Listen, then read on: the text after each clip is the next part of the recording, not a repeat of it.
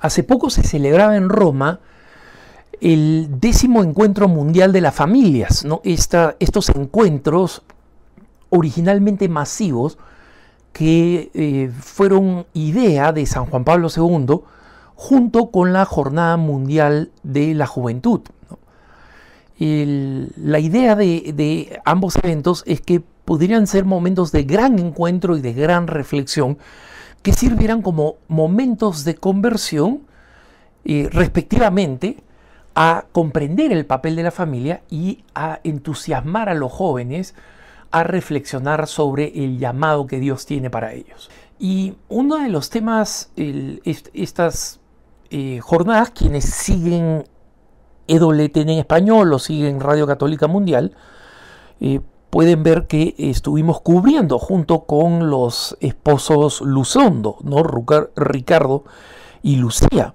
La temática fue sumamente interesante porque hubo un festival, por supuesto, ¿no? Muchas parejas pequeñas, digo con niños pequeños, unas parejas muy hermosas, y fue en realidad un gran encuentro, un gran evento, donde se habló de muchas ideas e iniciativas pastorales para sostener familias en distintas circunstancias, ¿no? Desde aquellas familias que están en situación irregular, un apostolado en Paraguay muy bello. Yo ya he mencionado y he entrevistado a una pareja amiga que tienen este apostolado ya desde mucho más tiempo en México, ¿no? Y hasta el ayudo de parejas jóvenes, del papel de las parejas ancianas como papás y como abuelos, etcétera, ¿no? Pero un elemento constante en todas estas expresiones de familia que estaban ahí, digamos, como, si quieren, así como hilo conductor, ¿no? Es el tema de la importancia del papá. Obviamente, alguno dirá, oye Alejandro, ¿cuál es la importancia del papá? O sea, sin mamá no hay familia, no hay hijos, no hay... Totalmente de acuerdo.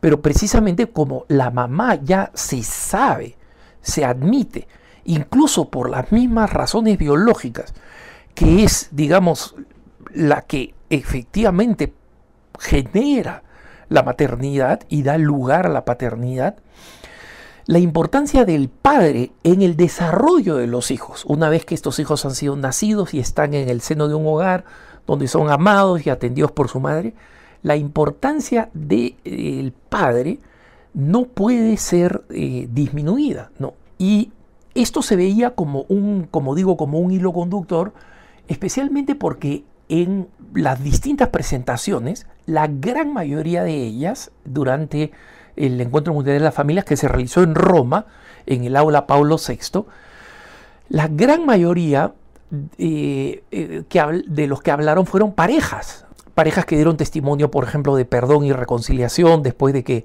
alguno de ellos había sido infiel, ¿no? O había ofendido a la otra parte, etc. Eran parejas, entonces hablaba la mujer, hablaba el varón, y había esta complementariedad muy bella, ¿no? De ver al esposo y la esposa compartiendo la conferencia, incluso cuando estaba escrita y preparada y cada uno pues leía su parte.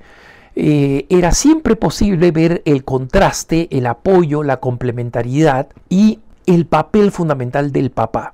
Algunas de las conferencias, los padres estaban con algún bebé en brazos, entonces era sumamente edificante, sumamente simpático ver esta realidad, ¿no?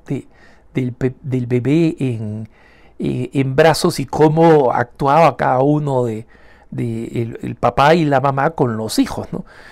Pero más allá de la cuestión anecdótica, es decir, uno desde la intuición puede mirar que esta es la realidad, ¿no? Pero sabemos que la ideología, especialmente la ideología de género, dice, da lo mismo dos mamás, dos papás, dos personas trans, dos personas que no se reconocen de ningún sexo. Al final da lo mismo, y que la idea de que el papá es necesario es una idea que nos viene de la ideología patriarcal, ¿no? De la ideología patriarcal, lo repito para pronunciarlo bien, ¿no? y simplemente haciendo afirmaciones que son completamente absurdas, ¿no? Porque justamente esa es una ideología. Una ideología es un conjunto de ideas articuladas que pueden ser lógicas en el sentido de que una sigue a la otra, ¿no? O sea, hay una consecución lógica. Si yo digo, mira, un ornitorrinco puede ser padre de familia, entonces el ornitorrinco Perry puede ser padre de familia. Eso es lógico. Pero es absurdo, porque no tiene relación con la verdad, con la realidad. Entonces, aunque nosotros tenemos el sentido común y esta experiencia constante anecdótica, es bueno ir a los números. Y por eso, en más de uno de mis puntos de vista, he explicado la importancia de los datos a los que llegamos normalmente en el Instituto de Estudios Familiares de la Universidad de Virginia, porque van constantemente haciendo estas investigaciones sobre información que ya existe, usualmente en Estados Unidos, ¿no? Sobre el censo. Como saben ustedes, los censos que en Estados Unidos se realizan cada 10 años y tienen un impacto muy importante porque, por ejemplo, como todos los censos, pero en Estados Unidos determina precisamente cómo va a ser la distribución del dinero federal. Es decir, por ejemplo, California, que ha perdido población, porque la gente se va, ha perdido también 2 congresistas y ha perdido dinero federal que iba a una gran mayoría, mientras que los otros estados que han ganado población, como por ejemplo el estado de Texas, el estado de la Florida, ganan un congresista más a cambio de los que se han perdido en California y ganan más dinero federal porque tiene que beneficiarse más gente. Esto lo digo para que ustedes entiendan las consecuencias prácticas y la importancia del censo, ¿no? Y de lo detallado que es.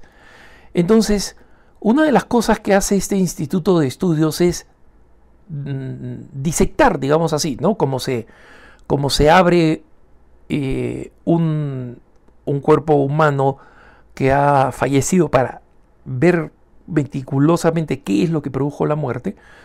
Se disectan esta información para aprender sobre qué cosa sabemos, qué cosa aprendemos, qué cosa entendemos mejor desde el punto de vista de la estadística, de la ciencia, respecto de lo que significa la familia, ¿no? Y el último estudio concluye algo muy importante, ¿no? Hace poco hablaba, por ejemplo, como un estudio señalaba la importancia de el padre para que los hijos completaran los estudios universitarios. Esta información que ha obtenido estadísticamente, en cambio, es un poco más dolorosa, pero tremendamente convincente.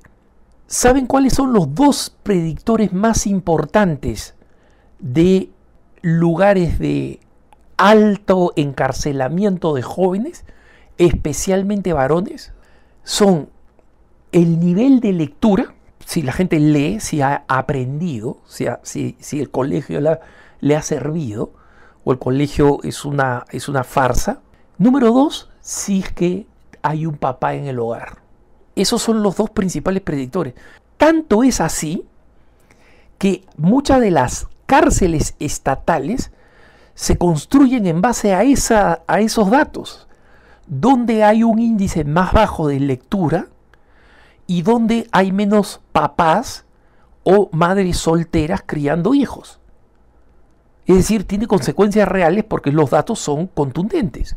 Y, ojo, en Estados Unidos, el no tener papá es un dato de predicción de terminar en la cárcel más alto que raza o pobreza. Miren ustedes van a decir, no, pero Alejandro, claro, si son afroamericanos sabemos que terminan en la cárcel, o si son personas que han nacido en un hogar pobre. No, más importante que esos factores, que también son factores, más importantes son estos factores que señalo. Si no aprenden, y aprender, como saben ustedes, es algo que se hace cuando existe alguien que esté encima nuestro haciéndonos aprender, especialmente cuando estamos en la edad en que no queremos aprender, nos aburre ir a la escuela, etc. Y en consecuencia se resume a esto, ¿no? Entonces, según este estudio,